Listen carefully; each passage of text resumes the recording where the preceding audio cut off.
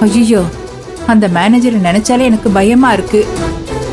அவன் இவ்வளவு தைரியமா துணிச்சலா செய்யறவன் இனி என்னெல்லாம் செய்வானோ.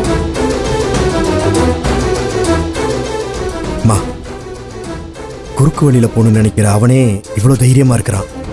நேர்மையா இருக்கிற நம்ம எதுக்குமா பயப்படணும்?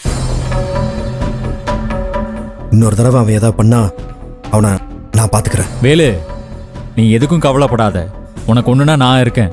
சும்மா வேடிக்கைலாம் பார்த்துட்டு இருக்க மாட்டேன். அவனை நானே ஒண்ணு இல்லைன்னு பண்ணிடுவேன். பெரியவங்க அவங்க மனசுல இருக்கிற பயத்தை சொல்றாங்க. அதை மதிச்சுதான் சின்னவங்க நடந்துக்கணும். இதெல்லாம் பேச்சுக்கு தான் நல்லா இருக்கும்.